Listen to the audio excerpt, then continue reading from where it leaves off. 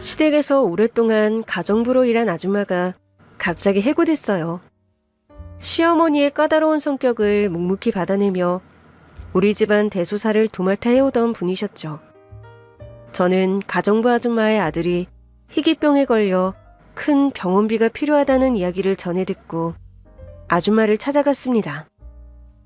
시어머니가 가정부를 해고할 때 퇴직금조차 제대로 주지 않았다는 것을 알기에 마음이 더욱 안타까웠습니다. 그녀의 집은 시내에서 한참 떨어진 낡은 주택가에 있었습니다. 초인종을 누르자 수척해진 얼굴이 문틈으로 보였습니다. 아줌마, 저예요. 아니지, 작은 사모님. 작은 사모님이 어떻게 이런 누추한 곳까지 오셨어요? 아들이 아프다고 들었는데 병원에서는 뭐라고 하던가요? 큰 수술을 해야 한다는데 돈이 없어서 이러지도 저러지도 못하고 있어요. 그나마 사모님 댁에서 일할 땐 월급이 꼬박꼬박 나와서 입원이라도 시켰는데. 그러면서 아줌마는 저를 작은 방으로 데려갔어요. 방 안에는 아줌마의 아들이 누워 있었죠. 가정부에서 잘리고 나서는 고정 수입이 없으니 입원도 못하고 여기 이러고 누워서 진통제로 버티고 있어요. 더 미룰 것도 없었습니다. 저는 준비해간 돈 봉투를 내밀었어요. 받으세요.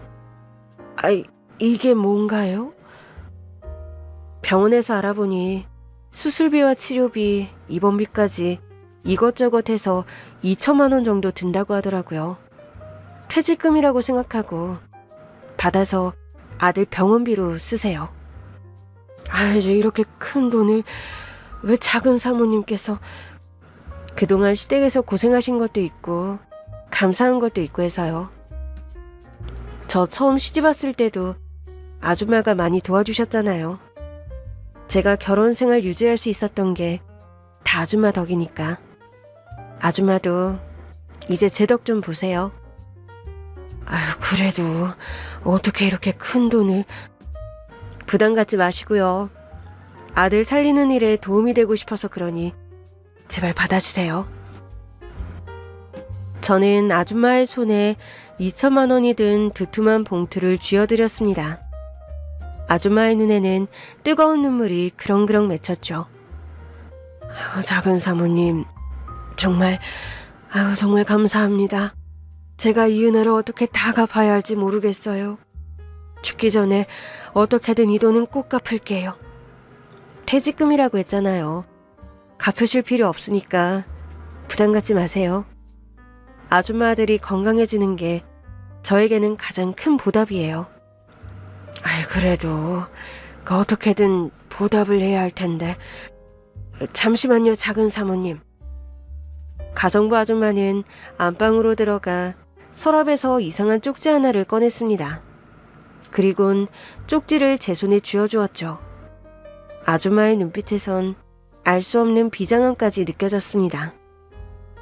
작은 사모님, 이 은혜 이걸로 갚겠습니다. 작은 사모님과 도련님께 꼭 필요한 정보일 거예요. 어쩌면 두 분의 인생을 구할 수도 있겠네요. 그게 무슨 소리냐고 물으려는데 작은 방에서 아들의 기침소리가 들려왔습니다. 서둘러 병원으로 옮겨야 할 정도로 거친 소리였어요. 빨리 병원으로 가요. 아줌마와 함께 아들을 부축해 제 차로 옮겼어요. 그리고는 최대한 속력을 높여 병원으로 향했죠. 응급실에 아줌마와 아들을 들여보낸 후 돌아서는데 조금 전에 받은 쪽지가 생각났어요. 주머니에서 쪽지를 꺼내 조심스럽게 펼쳐보았습니다. 그 안에는 낯선 호텔 이름과 날짜, 그리고 오후 4시라는 시간이 적혀 있었어요. 마치 약속 시간과 장소를 메모해둔 것 같았죠. 저는 쪽지를 든 채 한참을 멍하니 서 있었습니다. 아줌마가 왜 이런 쪽지를 줬을까? 이 호텔로 가보라는 소린가? 머릿속은 수많은 질문들로 가득 찼지만 직접 물어볼 수는 없었죠. 아줌마는 응급처치 중인 아들의 곁을 지켜야 했거든요. 집으로 돌아와서도 궁금해서 밤잠을 이룰 수 없을 정도였어요. 저와 남편의 인생을 구할 수도 있는 정보라니 그게 대체 뭘까? 저는 결국 쪽지에 적힌 곳으로 가보기로 결심했습니다. 호텔 로비에 들어서자마자 저는 걸음을 멈춰야 했어요. 시야에 익숙한 뒷모습이 들어왔거든요. 그 뒷모습은 다름 아닌 시어머니였습니다. 시어머니는 젊은 남자와 다정하게 팔짱을 끼고 있었죠. 훤칠한 키에 깔끔한 정장 차림을 한 그는 내 남편 또래로 보였어요. 자신의 아들뻘 되는 남자와 바람이라도 난 건지 시어머니는 시종일관 밝게 웃고 있었습니다. 두 사람의 모습은 마치 오랜 연인처럼 자연스러웠습니다. 한 달 전에 지병으로 영면하신 시아버지께서는 이 사실을 알고 계셨을까요? 온몸에 소름이 돋으며 구역질이 날 것 같았죠. 저는 황급히 로비 기둥 뒤로 몸을 숨기고 두 사람의 뒤를 쫓았습니다. 시어머니와 젊은 남자는 엘리베이터를 타고 올라갔고 저는 옆 엘리베이터를 이용해 그들을 추적했습니다. 엘리베이터에서 내려보니 두 사람이 함께 룸으로 들어가더군요. 심장이 쿵 하고 떨어지는 것 같았습니다. 저는 복도에서 한참을 서성였습니다. 당장이라도 문을 열고 들어가 이게 대체 무슨 짓이냐고 소리치고 싶었지만 발이 떨어지지 않았습니다. 저는 결국 호텔 로비에 있는 카페로 내려와 자리를 잡았습니다. 커피를 시켰지만 한 모금도 마실 수 없었습니다. 눈은 계속해서 엘리베이터가 있는 쪽을 향했고 잔잔한 음악 소리조차 소음처럼 거슬렸죠. 머릿속도 혼란스러웠습니다. 시간이 어떻게 흘러가는지조차 알 수 없었습니다. 1시간, 2시간, 초조함과 불안감이 저를 짓눌렀습니다. 내가 여기서 뭘 하고 있는 거지? 그냥 돌아갈까? 고민이 될 때마다 가정부 아줌마의 인생을 구할 수도 있다는 말이 떠올라 외면할 수 없었습니다. 얼마나 지났을까? 드디어 엘리베이터 문이 열리고 시어머니와 젊은 남자가 모습을 드러냈습니다. 저는 황급히 고개를 돌려 얼굴을 가렸죠. 그들은 로비를 가로질러 출구로 향했습니다. 저는 발소리를 줄여 그들을 뒤따르며 대화에 귀를 기울였습니다. 오랜만에 이렇게 단둘이서 시간을 보내니까 너무 좋네요. 그래, 나도 좋았어. 네가 이렇게 잘 커져서 얼마나 대견한지 몰라. 대견하다니 엄마. 제가 아직도 엄마 눈에는 어린애 같죠? 네가 환갑이 돼봐라. 그래도 엄마 눈에는 어린애지. 엄마와 아들? 시어머니께 저런 아들이 있었다니 왜 저는 한 번도 들어본 적이 없었을까요? 너무 놀라서 다리에 힘이 풀린 저는 그 자리에 주저앉을 뻔했어요. 시댁 식구 중 누구도 그의 존재를 언급한 적이 없었습니다. 남편조차도요. 시어머니는 늘 남편이 외아들이라고 말씀하셨는데 이 모든 것이 너무나 충격적이었습니다. 시어머니는 왜 친아들의 존재를 숨겨왔을까요? 그리고 그 아들은 왜 시댁에 한 번도 나타나지 않았을까요? 수많은 의문이 꼬리에 꼬리를 물고 이어졌습니다. 근처에 맛있는 식당이 새로 생겼던데 같이 저녁 먹고 들어가요. 오늘은 안 돼. 남편 보낸 지 얼마 안 된 마누라가 밖으로 너무 싸돌아다니면 사람들이 뒤에서 수군거려. 그러니까 그 식당은 다음에 가도록 하자. 그런데 엄마, 다음에는 좀 더 편한 곳에서 만나요. 이렇게 매번 호텔에서 만나는 것도 좀 그렇잖아요. 아직은 조심해야 해. 밖에서 만났다가 누가 보기라도 하면 아직은 너를 세상에 알릴 때가 아니야. 엄마 말 이해할 수 있지, 아들? 알겠어요, 엄마. 엄마가 원하신다면 계속 여기서 만나요. 언젠가는 남들 앞에서 떳떳하게 엄마라고 부를 날이 오겠죠? 영훈이처럼. 영훈이는 제 남편의 이름이었어요. 그 남자가 제 남편까지 알고 있는 게 소름 끼쳤는데 시어머니의 다음 말이 더 놀라웠습니다. 영훈이가 엄마라고 부를 때마다 짜증이 솟구쳐. 피 한 방울 안 섞인 게 누구더러 치 엄마라는 거야. 내 아들은 우리 희태 하나뿐인데. 희태야, 이 엄마가 계획한 대로 되면 지금까지 영훈이가 누리던 거 다 희태 네가 가지게 될 거야. 그러니 조금만 더 참아. 곧 우리 관계를 세상에 알릴 날이 올 테니까. 저는 재빨리 휴대폰을 꺼내 그들의 모습을 사진으로 담았습니다. 사진을 확인하고 핸드백에 휴대폰을 넣는데 손이 덜덜 떨리더군요. 시어머니의 비밀스러운 아들, 아들의 존재를 숨겨온 시어머니. 그리고 내 남편이 누리던 걸 모두 자신의 친아들에게 주겠다는 어떤 계획. 작은 퍼즐 조각이 맞춰지며 더 큰 미스터리의 문이 열리는 순간이었습니다. 저는 어떻게 해야 할지 몰라 밤새 잠을 뒤척이다가 아침이 되자 곧바로 병원으로 향했습니다. 가정부 아줌마의 아들은 고비를 넘기고 안정을 취하고 있었습니다. 아줌마는 제가 시어머니의 비밀을 알게 되었다는 것을 눈치챈 듯 보자마자 깊은 한숨을 내쉬었습니다. 작은 사모님이 다시 찾아올 줄 알았어요. 아들이 방금 잠들었으니 나가서 얘기해요. 아줌마와 저는 옥상 공원으로 올라갔습니다. 이른 아침이라 공원은 한산했습니다. 우리는 인적이 없는 구석 벤치에 자리를 잡았습니다. 어제 어머님이 우리 남편이 아닌 다른 남자에게 아들이라고 하셨어요. 네, 맞아요. 그 남자가 큰 사모님의 친아들이 맞아요. 대체 아줌마는 어떻게 그 사실을 알고 있는 거예요? 제가 도련님이 영자 언니 뱃속에 있을 때부터 그 집 가정부를 했잖아요. 영자 언니라뇨? 도련님 친어머니요. 원래는 영자 언니가 집안일을 다 했는데 임신을 한 후로는 몸이 힘들어서 저를 가정부로 고용했었거든요. 자기더러 언니라고 부르라면서 살갑게 잘해주셨는데 어쩌다 그런 계략에 휘말려서 쫓겨났는지 지금 계신 큰 사모님은 영자 언니가 쫓겨난 후에 들어온 후처예요.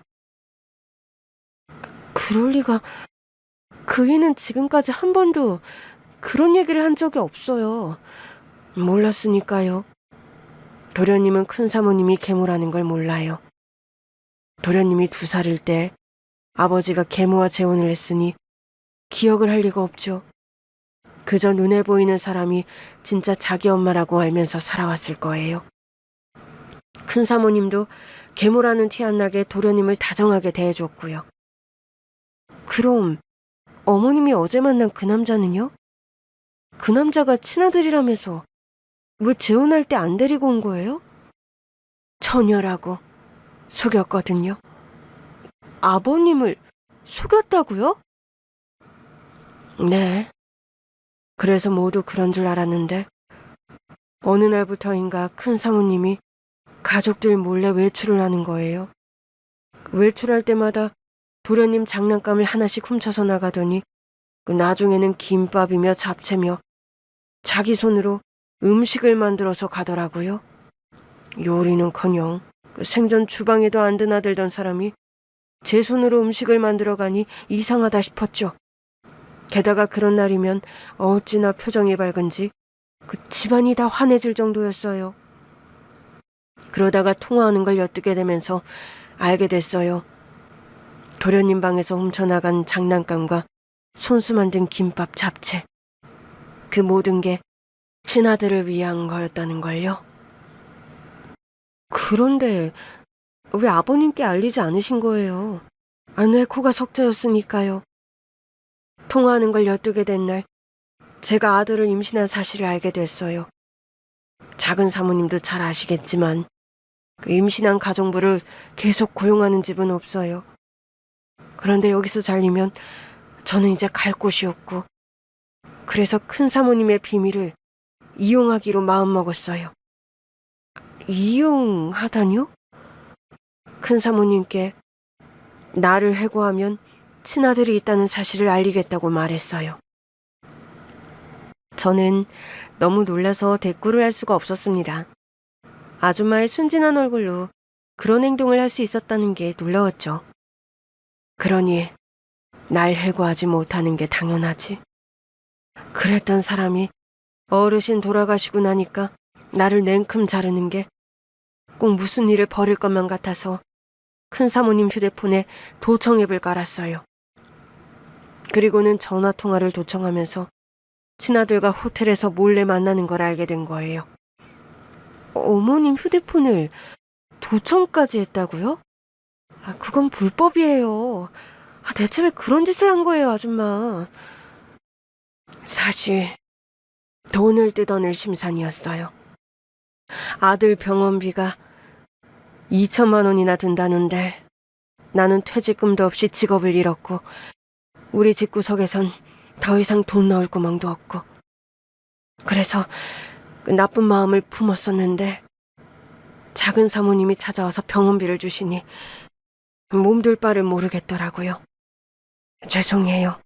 정말 죄송해요, 작은 사모님. 아니, 그건 저한테 죄송할 일이 아니라 어머님께 사과하실 일이에요. 그 여자한테는 사과할 생각이 추워도 없어요. 그 여자가 영자 언니를 어떻게 했는데, 영자 언니가 그 여자 때문에 얼마나 비참하게 쫓겨났는데, 설마 지금도 그이의 친어머니와 연락을 하고 계신 거예요? 아줌마는 말없이 고개를 끄덕였습니다. 그럼 그분은 지금 어디 계신데요? 만나고 싶으세요? 네, 만나고 싶어요. 만나 뵙고 그간의 모든 설명을 듣고 싶어요. 좋아요. 그럽시다. 제가 작은 사모님을 그분께 데려다 드릴게요. 그분이 모든 진실을 말해주실 거예요. 저는 아줌마를 조수석에 태우고 차를 몰았습니다. 도심을 벗어나 한적한 시골길을 지나니 작은 읍내가 나왔습니다. 그곳엔 아담하고 예쁜 동화책 서점이 있었습니다. 저는 차를 세우고 아줌마를 따라 서점 안으로 들어갔습니다. 온화한 미소를 머금은 여성이 서점 진열대를 정리하다가 우리를 바라봤습니다. 가정부 아줌마가 먼저 인사를 건넸죠. 영자 언니, 저 왔어요. 그분의 시선이 가정부 뒤에 서 있는 제 얼굴에 머물렀습니다. 마치 저를 아는 듯한 눈빛이었죠. 어떻게 같이 온 거니? 작은 사모님이 언니를 만나고 싶다고 해서 제가 데려왔어요. 인사해요, 작은 사모님. 여기는 도련님의 친어머니인 양영자 작가님. 서점을 운영하면서 동화책을 쓰는 동화작가세요. 그리고 이쪽은 언니가 사진을 보면서 예쁘다고 입이 마르게 칭찬했던 언니 며느리. 저는 떨리는 마음으로 그분께 인사를 건넸습니다. 안녕하세요. 이진경이라고 합니다. 그리고선 뭐라고 불러야 할지 잠시 고민하는데 그분이 제 고민을 눈치챈 듯 먼저 말을 꺼냈습니다. 보통은 나를 작가님이라고 불러요. 네, 반갑습니다. 양영자 작가님. 나도 반가워요. 이렇게 갑자기 만나게 될 줄은 몰랐지만 차라도 한잔 할래요? 네, 감사합니다. 그분은 서점 문을 닫고 녹차잎을 우려내 차를 만들어 주셨어요. 실내에 퍼진 은은한 녹차 향기에 긴장된 마음이 조금은 편안해지는 것 같았습니다. 신문에 난 부고는 봤어요. 화백님은 선산으로 모신 거죠? 화백님은 저희 시아버지를 일컫는 말이었어요. 시아버지는 유명한 화가셨거든요. 네, 선산에 모셨습니다. 언제 조용할 때 한번 가봐야겠네. 진경 씨는 어디까지 알고 온 거죠? 작가님께서 그의 친어머니시고 지금의 시어머니는 숨겨둔 아들이 따로 있다는 얘기까지 들었습니다. 우리 아들 영훈이도 그 사실을 알고 있나요? 아니요. 아직 말하지 않았습니다. 그이가 알면 너무 충격을 받을 것 같기도 하고 또 한편으로는 안 믿을 것 같기도 해서 더 확실하게 알아본 후에 얘기하려고요. 듣던 대로 사려가 깊네요. 우리 아들이 결혼을 잘했어. 그럼 진경 씨가 확실하게 알고 싶은 게 뭔가요? 그게... 저는 얼버무렸습니다. 스스로도 뭘 어디까지 알고 싶은지 알 수 없을 정도로 혼란스러웠거든요. 괜찮으니 편하게 말해요. 언젠가는 이 모든 진실이 밝혀질 거라고 생각했으니까. 이제 때가 된 것 같으니 뭐가 됐든 질문에 답해줄게요. 그렇다면 모든 걸 말해주세요. 어머님과 지금의 시어머니 그리고 아버님 사이에서 벌어진 일을 모두 다 알고 싶어요.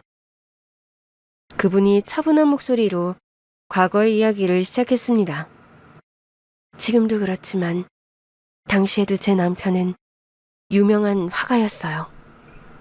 현재 내 아들의 어머니이자 진경 씨의 시어머니이기도 한 그 여자는 이름 없는 모델이었고요. 두 사람의 관계는 전도 유망한 화가가 그림의 모델인 여자와 하룻밤 불장난을 하면서 시작됐어요. 나는 두 사람의 관계를 알면서도 모르는 척했어요. 말 그대로 불장난이라고 생각했거든요. 당시에 나는 영훈이를 낳은 지 얼마 지나지 않은 엄마였기에 남편의 관심을 붙잡아둘 정도로 외모를 꾸밀 수가 없었어요. 처녀 때보다도 살도 많이 붙었고 밤낮으로 애를 돌보느라 부수수한 몰골이었죠. 집에서 그런 부인만 보다가 늘씬하고 잘 꾸미는 모델을 보니 한눈을 팔게 된 거라고 여기고 그냥 넘어갔었는데 그게 다가 아니었어요. 그 여자는 내 자리를 탐했고 전 남편은 결국 나를 버리고 그 여자를 택했죠. 하지만 이혼을 하더라도 아들을 만날 수는 있는 거 아닌가요? 왜 한 번도 아들을 만나러 오지 않으셨어요? 그 덕분에 영훈 씨는 친어머니가 따로 있는 줄도 모르고 지금의 어머니를 친모로 알고 살아왔잖아요. 비난받을 만하다는 거 알아요? 이혼에 한 번도 아들을 찾지 않은 애미니까. 그런데 나도 어쩔 수가 없었어요. 전 남편이 접근 금지 신청을 했거든요. 접근 금지요? 아니, 엄마가 아들을 만나겠다는데 접근 금지를 하는 법이 어딨어요. 사실 나는 바람을 피운 사실을 알고도 이혼을 해주지 않으려고 했거든요. 내가 이혼에 동의하지 않으니까 그 여자가 계략을 꾸몄어요. 당시 운전기사에게 나를 별장으로 데리고 가면 큰 돈을 주겠다고 꼬드겨서 운전기사와 내가 별장에 도착했을 때 그 여자가 갑자기 현장을 덮쳐서는 간통으로 신고를 했어요. 나는 아니라고 극구 부인을 했지만 운전기사가 나와 내연관계가 맞다고 거짓 증언을 하는 바람에 죄가 성립됐어요. 덕분에 난 강제로 이혼을 당했고 전 남편은 간통죄를 저지른 더러운 엄마가 아들을 만나서는 안 된다며 접근금지 신청을 한 게 받아들여진 거예요. 그분은 시어머니가 파놓은 함정에 빠져 잊지도 않은 죄를 뒤집어 썼습니다. 아들도 만나지 못한 채 한 맺힌 평생을 살아왔죠. 그렇게 이혼을 하고 새장가를 간 시아버지는 어린 아들이 계모를 친엄마로 알도록 키웠고 그 덕분에 제 남편은 아직도 시어머니를 친엄마로 알고 있는 것이었습니다. 그 후에 이 마을로 내려와서 동화책을 만들기 시작했어요. 동화책이 베스트셀러가 되면 아들에게도 내 이야기가 전해질 거라 기대하면서요. 대화를 듣던 가정부 아줌마가 소매로 눈물을 훔쳤습니다. 영자 언니 책은 내가 죄다 가져다가 영훈이한테 읽어줬어요. 영훈이 그 녀석 지 엄마가 쓴 거 줄도 모르고 언니 책만 가져가면 어찌나 좋아하던지. 나도 따라서 눈물이 날 것만 같아 재빨리 화제를 돌렸습니다. 그럼 어머님께서는 시어머니에게 숨겨둔 아들이 있다는 사실도 모르셨어요? 당시에는 몰랐어요. 그 여자가 워낙 철저히 숨겼으니까. 정희가 내게 와서 그 여자에게 숨겨둔 아들이 있다고 했을 때도 처음엔 안 믿었어요. 정희는 가정부 아줌마의 이름이었습니다. 예, 맞아요. 작은 사모님.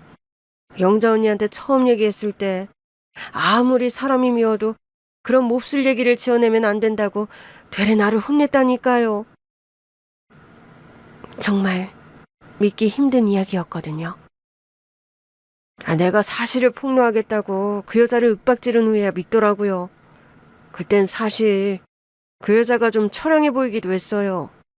자기 아들은 아빠가 누구인지도 모르는 불쌍한 아이라면서 미국으로 보내서 절대 눈에 띄지 않게 키울 테니까 제발 남편에게만은 말하지 말아달라면서 내 발에 매달려서 싹싹 빌더라고요. 나도 자식 있는 입장에서 그 마음이 헤아려지니 짠하기도 하고 그랬죠. 그랬는데 이것들이 화백님 돌아가시자마자 영훈이에게서 모든 걸 가로챌 계략을 꾸미다니. 저는 그 말에 놀랐습니다. 시어머니와 친아들이 우리에게서 모든 걸 빼앗아가려 한다니. 호텔에서 들었던 계획이란 게 이거였나 싶었죠. 대체 제 남편에게서 뭘 어떻게 빼앗아갈 계획을 세우고 있는 건가요? 가정부 아줌마 대신 어머님이 대답했습니다. 그건 아직 몰라요. 우리도 어떤 계략인지 알아보는 중이니까. 내 아들과 며느리는 과거의 나처럼 그 여자의 계략에 빠져 한평생을 죄인으로 살도록 놔두지 않을 거예요. 어머님은 제 손을 꼭 잡으며 눈물을 글썽였습니다. 뺨을 타고 흘러내리는 눈물에서 지난 세월의 아픔이 느껴졌죠.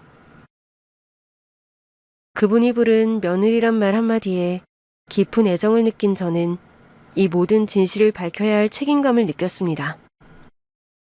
동시에 여러 고민도 밀려왔습니다. 남편은 친모가 아닌 다른 사람을 친어머니로 알고 살아왔다는 사실을 알게 되면 얼마나 충격을 받을까. 그리고 시어머니의 비밀스러운 과거는 또 어떤 파장을 불러올까. 고민이 거듭될수록 입을 열기 어려워질 것 같아 생각을 멈추고 남편에게 모든 걸 말하기로 결심했습니다. 남편은 제 이야기를 듣는 내내 믿을 수 없다는 표정이었습니다.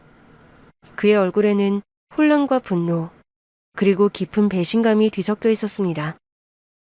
저는 호텔에서 찍은 사진과 양영자 작가님의 그림책을 보여줬지만 남편은 좀처럼 현실을 받아들이지 못했습니다. 당신 지금 제정신이야? 엄마가 내 친엄마가 아니라고? 말도 안 돼! 나도 처음에는 믿을 수가 없었어. 하지만 모든 증거가 그렇게 말하고 있잖아. 그 여자한테는 당신과 비슷한 또래의 친아들이 있고 당신이 가진 모든 걸 빼앗아 자신의 친아들에게 주려고 하고 있다고. 그 여자? 당신 지금 우리 엄마한테 그 여자라고 한 거야? 지금까지 한 짓을 봐서는 그 여자보다는 더한 욕이라도 하고 싶어. 그만해. 어디서 무슨 헛소리를 듣고 와서.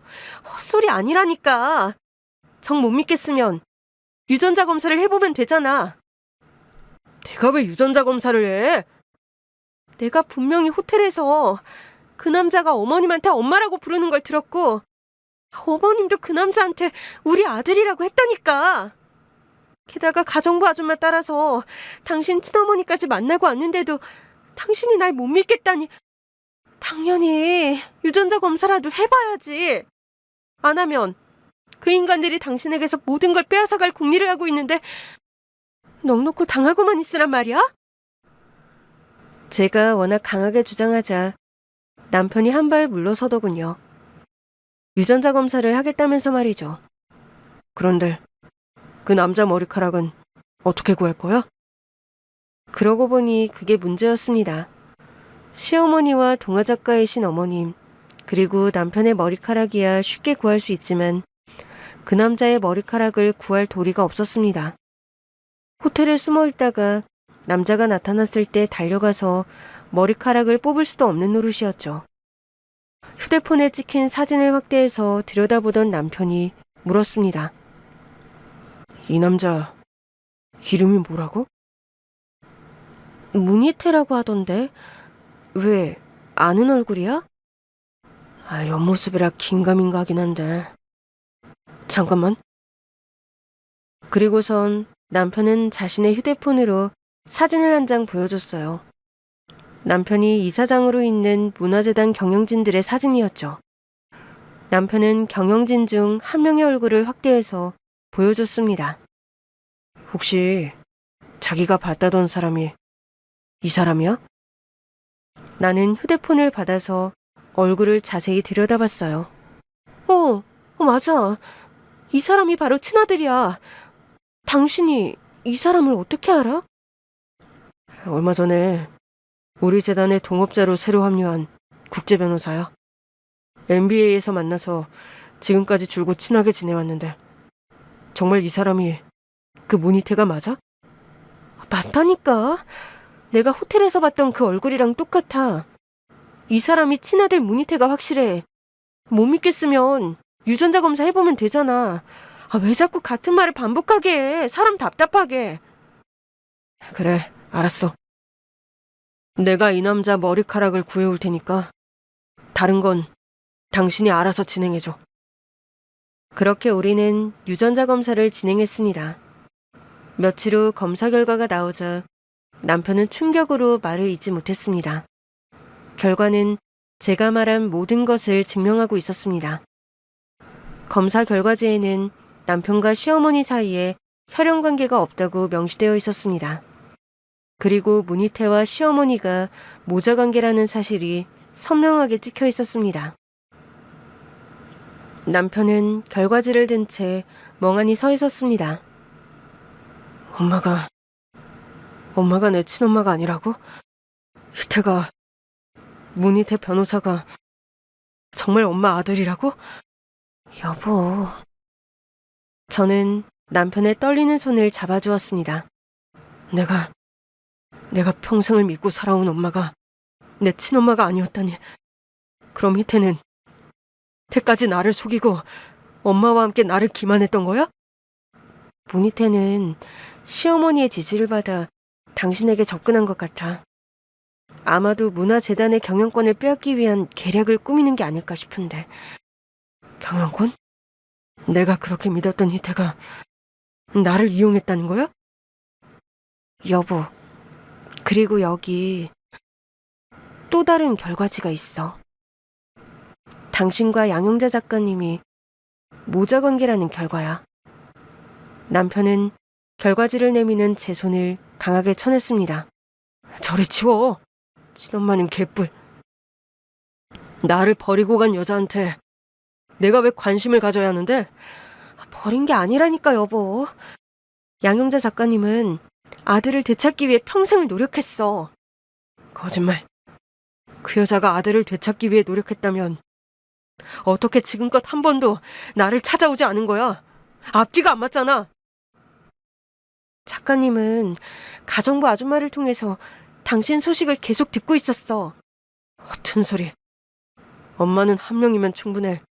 나를 버린 엄마는 필요 없어. 직접 낳지는 않았어도 평생을 소중하게 길러준 지금의 엄마가 진짜 내 엄마야. 남편은 양영자 작가님이 자신의 친어머니라는 사실을 받아들이지 못했습니다. 그는 친모가 자신을 버렸다고 오해하고 있었습니다. 그가 평생을 믿고 살아온 진실이 한순간에 무너져 내렸고 새로운 진실은 그에게 또 다른 상처를 안겨주었습니다. 저는 이제 남편의 상처를 치유하고 그가 진실을 마주할 수 있도록 도와야 했습니다. 남편은 유전자 검사 결과에도 불구하고 친어머니를 만나려 하지 않았습니다. 저는 남편의 마음을 돌리기 위해 여러 번 설득했지만 그의 마음은 굳게 닫혀 있었습니다. 답답한 마음에 가정부 아줌마께 도움을 청했습니다. 아줌마라면 남편의 마음을 움직일 수 있을 거라 믿었습니다. 저는 가정부 아줌마와 남편이 만날 수 있는 자리를 마련했습니다. 남편은 처음에는 불편한 기색을 내비쳤지만 아줌마의 진심 어린 이야기에 점차 귀를 기울이기 시작했습니다. 아줌마는 친어머니가 얼마나 아들을 사랑했는지, 그리고 사랑하는 사람에게서 빈손으로 내쳐질 때 얼마나 슬프고 고통스러워했는지 생생하게 이야기해 주셨습니다. 그런 사람이 왜 날 버렸어요? 버린 게 아니에요, 도련님. 당시 그 여자가 화백님과 영자 언니를 갈라놓으려고 아주 비열한 수를 쓴 거예요. 비열한 수라뇨? 그 여자는 운전기사에게 거액의 돈을 주고 영자 언니를 별장으로 유인하라고 시켰어요. 그리고는 현장을 덮쳐서 간통죄를 뒤집어 씌운 거예요. 언니는 너무나 억울했지만 그들이 쳐놓은 덫에서 빠져나갈 수 없었어요. 그대로 빈손으로 쫓겨나고 아들에게도 접근이 금지됐어요. 그저 멀리서 바라만 보면서 피눈물을 흘려야 했죠. 그럼 그 운전기사는요? 운전기사는 어떻게 됐는데요? 운전기사는 그때 받은 돈으로 술집을 개업했다고 들었어요. 그 이후로는 어떻게 사는지 소식을 전혀 몰라요. 그 운전기사를 찾아야 해요. 그 사람의 입으로 직접 진실을 듣겠어요. 남편의 말에 아줌마는 며칠 만에 운전기사의 행방을 알아냈습니다. 그는 술집이 망하고 도박에 손을 댔다가 모든 것을 잃고 지금은 노숙자 보호소에 있었습니다. 낡고 허름한 보호소에서 우리는 초라한 모습의 운전기사를 만났습니다. 처음엔 아니라고 잡아떼던 운전기사였지만 남편이 돈을 꺼내 보이자 눈빛이 달라졌습니다. 과거에 당신이 했던 일에 대해서 솔직하게 이야기해 주시면 여기 있는 이 돈은 모두 당신 겁니다. 과거에 양용자 씨를 별장으로 데려가서 간통죄를 뒤집어 씌운 일 말입니다. 사실입니까? 운전기사는 그제야 모든 걸 시인했습니다. 마지막엔 사모님께 정말 죄송하다며 죽을 죄를 졌다고 고개를 숙이기도 했죠. 운전기사의 입에서 나온 진실은 남편의 마지막 의심마저도 산산조각 냈습니다. 저는 남편의 손을 잡았습니다. 하지만 제 손길만으로 그가 받은 충격을 위로해 줄 수 없었습니다. 남편은 매일 밤 술을 마셨습니다. 그가 평생을 믿고 살아온 모든 것이 거짓이었다는 사실에 다시금 깊은 상처를 입었죠. 혼란스러운 밤이 계속될수록 제 마음도 찢어졌습니다. 여보, 이제 그만 마셔. 이렇게 계속 술을 마시면 몸만 더 상해. 내가 뭘 믿고 살았던 건지 모르겠어. 평생을 속고 살았다는 생각에 숨이 막혀. 여보, 당신 잘못이 아니야. 당신은 그저 진실을 몰랐을 뿐이잖아. 그러니 너무 자책하지 마. 진실이 이렇게 잔인한 건 줄 몰랐어. 그나마 이제라도 진실을 알게 된 게 다행이라고 생각하자. 응? 무엇보다 친어머니가 당신을 얼마나 사랑했는지 알게 됐잖아. 저는 양영자 작가님의 첫 동화책을 꺼내 들었습니다. 가정부 아줌마에게서 받은 동화책은 세월의 때가 묻어 낡아 있었죠. 여보, 어머님은 헤어진 아들이 너무 그리워서 이 동화책을 만들었다고 해. 가정부 아줌마 말로는 당신도 이 책을 정말 좋아했다던데? 저는 술에 취한 남편 옆에서 동화책을 한 글자씩 읽어내려갔습니다. 책을 통해 아들에게 자신의 사랑을 전하고 싶었던 어머님의 마음이 고스란히 전해져 어느새 우리는 울고 있었습니다. 하지만 끝까지 남편은 친어머니를 만나려 하지 않았습니다. 대신 시어머니와 모니테의 음모를 막기 위해서는 그들의 다음 계획을 알아내는데 열심이었죠. 우리는 운전기사를 다시 찾아갔습니다.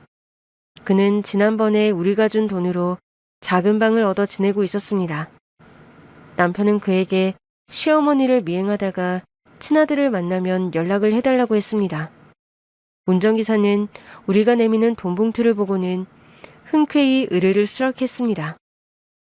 며칠 후 그에게서 연락이 왔습니다. 시어머니의 차가 호텔로 들어가는 것을 보았다면서요.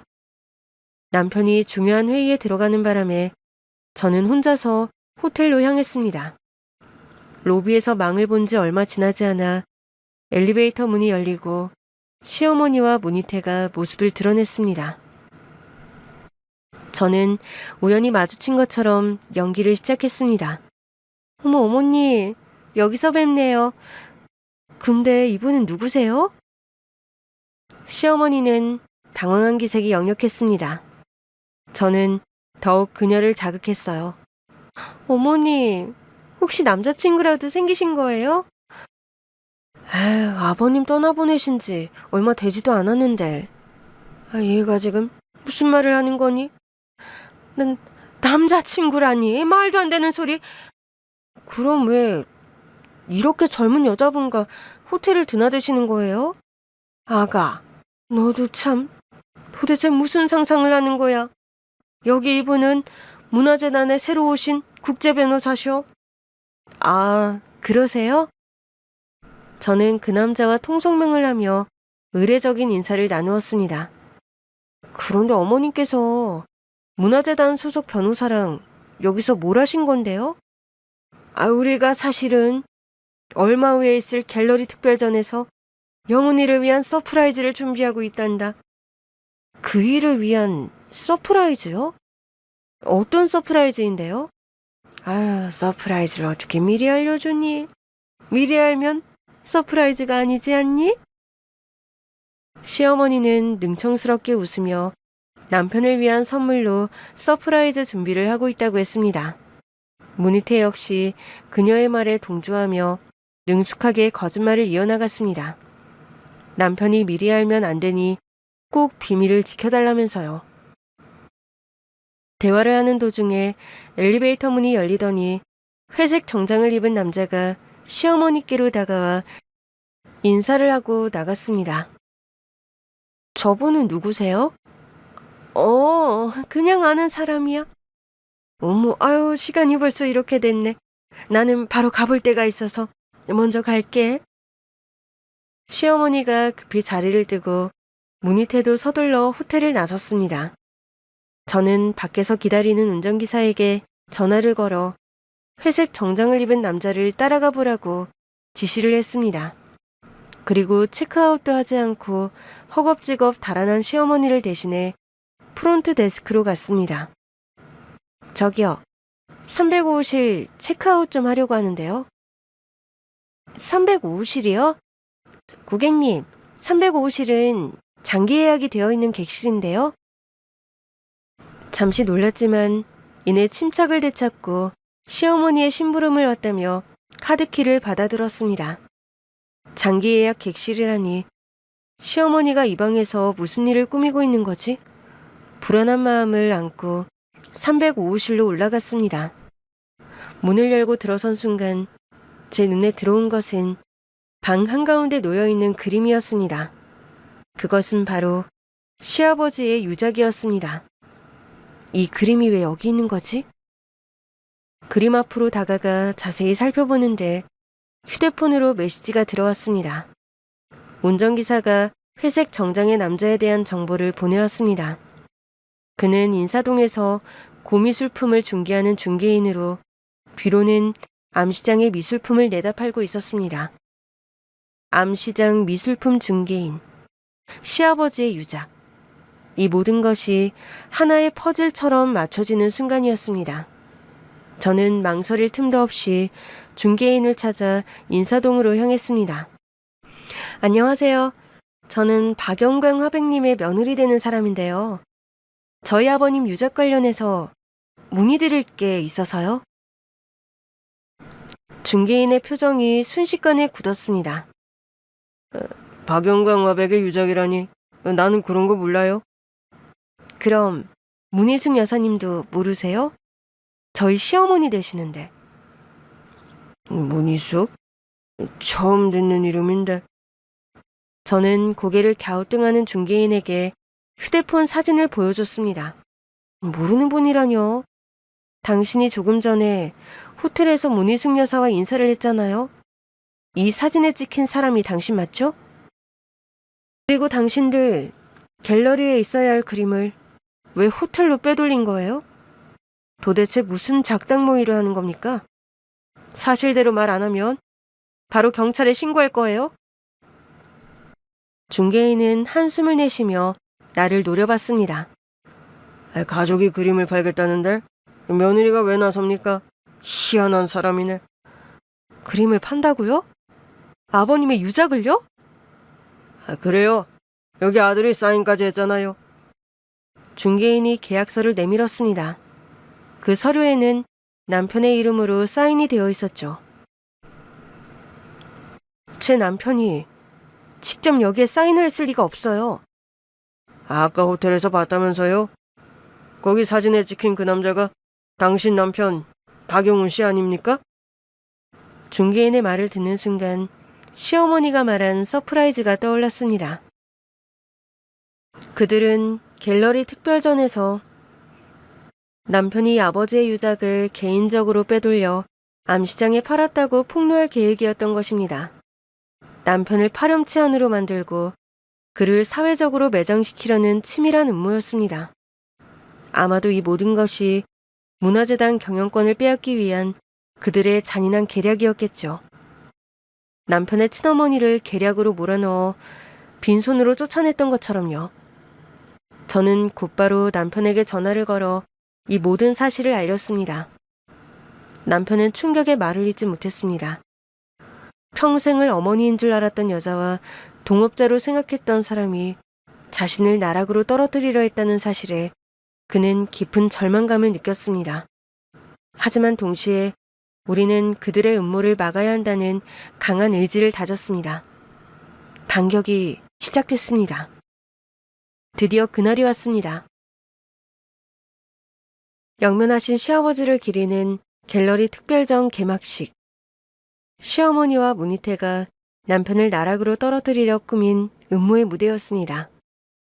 각계각층의 유명인사들이 모여 개막 립세션은 성황을 이루고 있었습니다. 남편은 제 옆에서 초조한 듯 손을 쥐었다 폈다 했습니다. 저는 남편의 손을 꼭 잡으며 괜찮다고 속삭였습니다. 이윽고 시어머니가 인사를 하기 위해 단상에 올랐습니다. 존경하는 내빈 여러분, 오늘 이 자리는 제 남편이자 위대한 화가이셨던 고 박영광 화백의 예순혼을 기리는 뜻깊은 자리입니다. 하지만 오늘 이 자리에서 저는 여러분께 너무나 가슴 아픈 사실을 고백해야 할 것 같습니다. 드디어 시작이었습니다. 최근 제 아들 영훈이가 불미스러운 일에 연루된 정황을 발견했습니다. 영훈이가 최근 코인 투자에 빠져 큰 손실을 보았고 그 과정에서 아버지의 소중한 유작을 개인적으로 팔려고 한 것으로 보입니다. 시어머니는 눈물까지 글썽이기 시작했습니다. 어미로서 아들의 잘못을 감싸주고 싶었지만 고 박영광 화백의 명예와 문화재단의 미래를 위해 이 사실을 밝히는 것이 옳다고 판단했습니다. 여기 박영훈 이사장의 코인 계좌로 유작 판매 대금이 이체된 증거가 있습니다. 시어머니는 미리 준비한 태블릿을 들어올렸고 화면에는 남편의 이름이 명시된 코인 이체 내역이 선명하게 보였습니다. 사람들은 술렁거리기 시작했습니다. 이대로라면 남편은 문화재단 경영에서 물러나는 것은 물론 법의 심판까지 받아야 할 상황이었습니다. 이제 제가 나설 차례였습니다. 저는 휴대폰으로 영상을 플레이했습니다. 미리 조작을 해둔 탓에 휴대폰 속 영상이 단상 뒤편에 설치된 대형 스크린에 고스란히 추사되었죠. 시어머니가 당황한 듯 돌아보았지만 이미 늦었습니다. 대형 스크린에선 시어머니와 문희태가 다정하게 호텔 복도를 걷는 CCTV 화면이 선명하게 재생되었습니다. 저게 어떻게 꺼? 당장 영상 끄란 말이야. 조금 전까지 남편을 비난하던 시선들은 순식간에 시어머니와 문희태에게로 향했습니다. 저는 이 기회를 놓치지 않고 단상으로 올라갔습니다. 여러분, 방금 어머님께서 말씀하신 내용은 사실이 아닙니다. 아버님의 유작을 암시장에 팔려고 한 사람은 제 남편이 아니라 바로 저기 계신 문희숙 여사와 그녀의 친아들 문희태입니다. 제 말에 시어머니는 마지막 발악을 했죠. 무슨 소리야? 저놈의 기집애가 지금 어디서 거짓말을 하고 있어? 거짓말은 당신이 하고 있잖아. 저는 곧장 다른 영상을 재생했습니다. 이번에는 룸에서 회색 정장을 입은 중개인이 나오는 모습이 보였습니다. 저는 손님들 사이에 섞여 있는 중개인을 향해 손짓했습니다. 그리고 여기 이 모든 진실을 증언해줄 증인이 있습니다.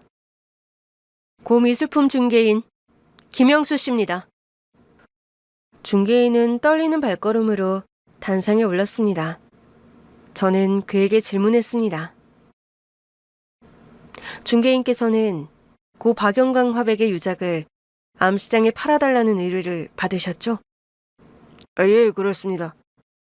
당신에게 의뢰를 한 사람은 고 박영광 화백의 아들 박영훈 이사장이었고요. 예, 자신을 그렇게 소개했습니다. 여기 모인 사람들 중 전날 호텔에서 만난 박영훈 이사장이 있습니까? 있습니다. 누군지 지목을 해주세요. 중개인은 손가락을 들어 문희태를 가리켰습니다. 정말 저 사람이 자신을 박영훈 이사장이라고 소개하던가요? 예, 그렇습니다. 문희태가 남편을 사칭해 그림을 암시장에 팔려했다는 사실을 공표하자 사람들이 술렁이며 그를 손가락질하기 시작했습니다. 시어머니가 친아들의 앞을 가로막고 단상을 향해 소리쳤습니다. 무슨 소리야? 코인은 분명 영훈이 계좌로 흘러들어갔어. 그러면 영훈이가 유작을 빼돌리려 한 게 맞잖아.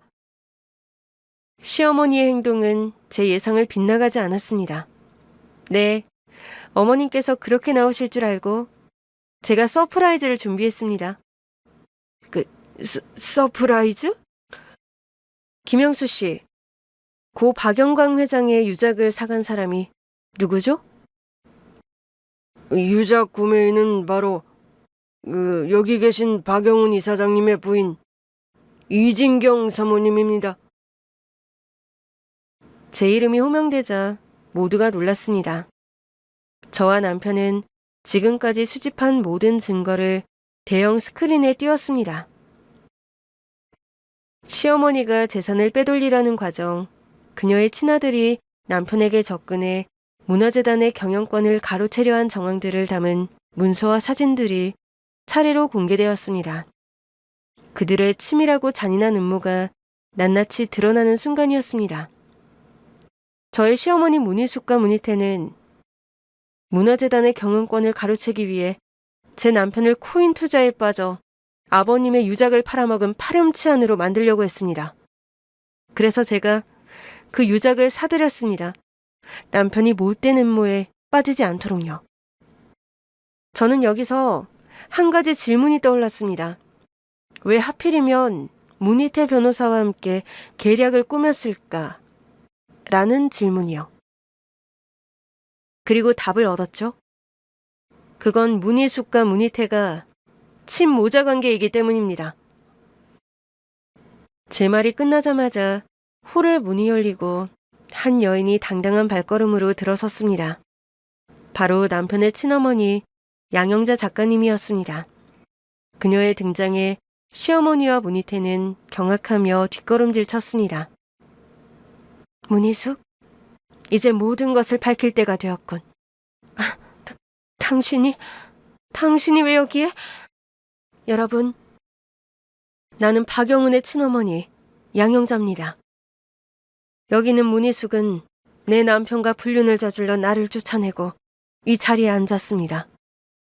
그리고 결혼 전에 낳은 사생아가 있었다는 사실을 지금껏 숨겨왔죠. 그 사생아가 바로 저기 있는 문희태입니다. 어머님의 폭로에 홀은 아수라장이 되었습니다. 이렇게 모든 악행이 드러난 시어머니와 문희태는 모든 재산과 명예를 잃고 몰락했습니다.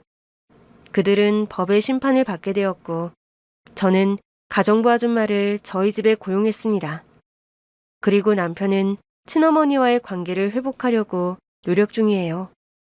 아직은 어색하지만 저는 두 사람이 누구보다 아름다운 모자 관계가 될 거라고 믿고 있습니다.